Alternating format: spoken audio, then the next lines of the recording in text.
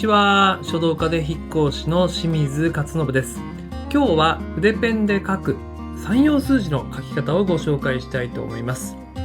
ちょっと一般的には見られない特殊な書き方もしていますので、ぜひ最後までご覧ください。また、催字の練習用紙は概要欄のリンクよりダウンロード可能になってますので、ぜひそちらもご活用ください。それではよろしくお願いします。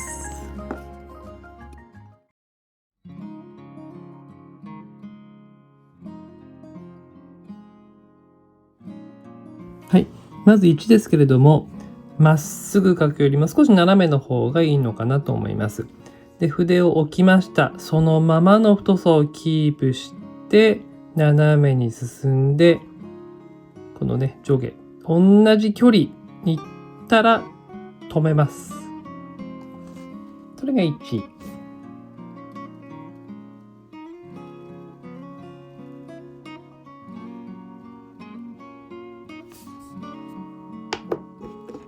2、このセンターに対して同じ距離を行ったらカーブ。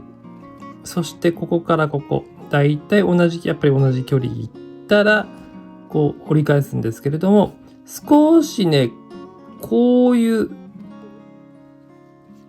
しなりを入れた方が線がね、ここシャープになるんですよ。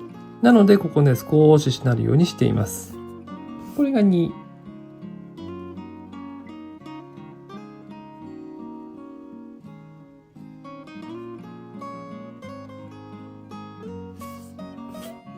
はい、3ですけれども、先ほどの2と一緒。同じ距離に行ったらカーブします。で、ここね、一回僕離します。離した方がね、ここがスムーズに行きますので、直接行ける人は行っちゃっても OK です。で、ここね、斜めになるように、あんまり右側に行き過ぎないように気をつけてください。はい、そして最後、ここまで来たら止めちゃって、こっち側から左側から入れ直してます。こんなことしていいのって言うけれども、筆はこう来たら下から上に行く動きっていうのは弱いんですよね。こう筆を穂先を折り返しちゃえばいいんですけど、ちょっとそれもねカーブなので難しいので、であればここで止めちゃって反対側から入れちゃった方が筆としては書きやすいということで、こういうやり方をしています。それが3。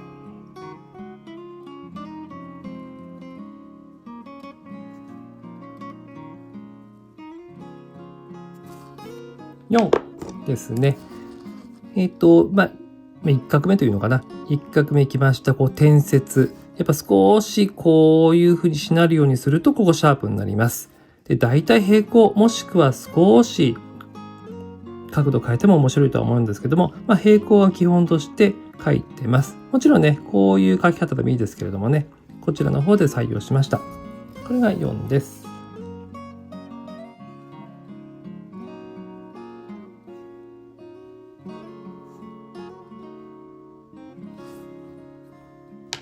はい、5ですね。こう斜めに行きました。ここ戻るときやっぱりこう少しこう上にしなるようにすると、ここシャープになります。で、さっきの3と同じようにここで止めてしまって反対側から入れてます。そしてこれ真横ですね。水平で OK です。これが5になります。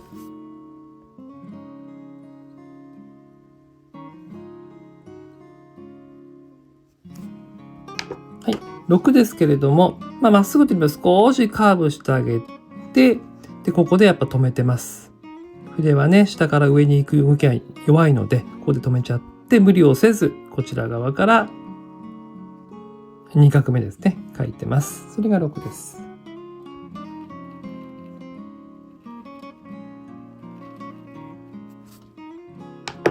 はい、7ですね。さっきのね、3とか6に比べてカーブがないので書きやすいかなと思うんですけれども、斜めに入ります。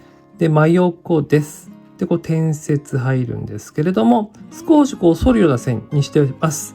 別に無理して反ることはないんですけれども、で、ここの距離よりもここの距離が少し広くなった方がいいのかなと僕は思ってます。それが7。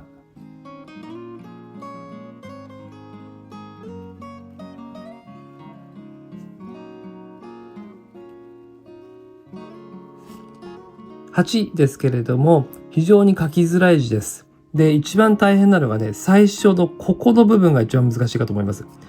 さっきも言ったんですけど、筆って下から上のに動きが弱いんですよ。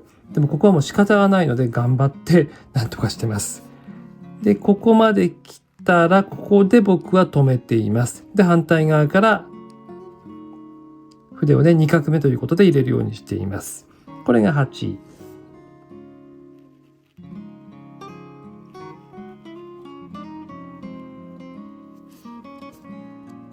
はい、9ですけれども、やはりさっきの8と一緒で、最初のここの部分はちょっとね、難しいです。ちょっと筆を押さなきゃいけないので。で、ここまで来ちゃったら、上まで行ってもいいですし、別にこの辺で止めちゃってもいいと思います。あとは斜めに線を引けば9になります。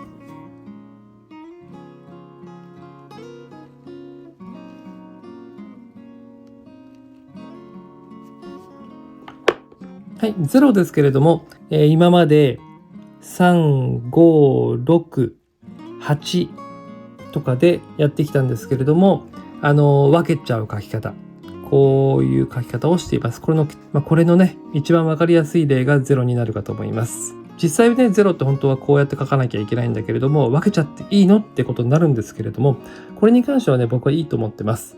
書きやすいように書いていただいて、無理に書いて、字形が崩れるよりも、分けて書いてしまっていいかと思います。